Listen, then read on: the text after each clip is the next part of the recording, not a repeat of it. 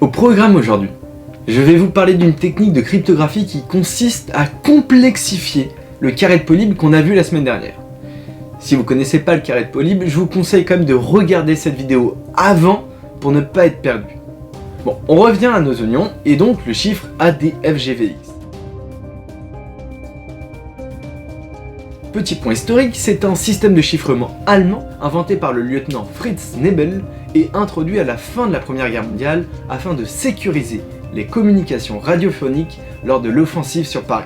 Heureusement pour nous, il fut cassé par le lieutenant Georges Painvin, ancien major de Polytechnique, en début juin 1918, conférant un avantage crucial à l'armée française. Son originalité réside dans l'union d'une substitution inspirée du carré de Polybe et d'une transposition. Encore une fois, c'est des grands mots que je vais expliciter tout de suite. Petit rappel ici, le carré de Polybe se présentait de cette façon-là, avec les chiffres 1 à 5 qui numérotaient les lignes et les colonnes. Ici, on va remplacer les chiffres 1, 2, 3, 4, 5 par les lettres A, D, F, G, V, X. Si vous avez bien compté, vous remarquez qu'il y a une colonne et une ligne supplémentaire par rapport au carré de Polybe, ce qui nous permet de rajouter les chiffres de 0 à 9 dans le code, en plus des 26 lettres de l'alphabet. Jusque là tout va bien, normalement vous me suivez jusqu'à maintenant. Petite précision sur le code, il faut évidemment pour le code que votre correspondant ait bien la même grille, sinon ça fonctionne pas du tout.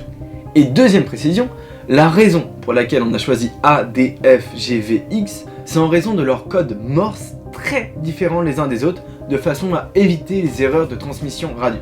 Par exemple, si je veux dire les mots « lancer l'assaut », si je suivais le carré de Polybe, je déclarerais donc VA, GD, XA, DF, FX, AV, GD, GV, GV, GD, VG et AD.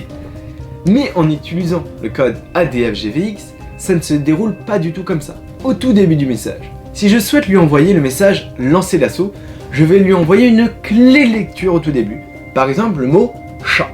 Alors suivez bien, les mots « chat » nous donnent les lettres C, H, A, T.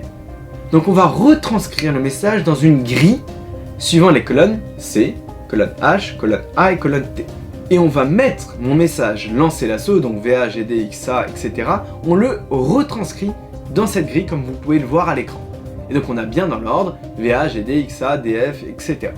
Maintenant qu'on a fait ça, c'est là toute la complexification, on va intervertir les colonnes en suivant l'ordre alphabétique du mot-clé.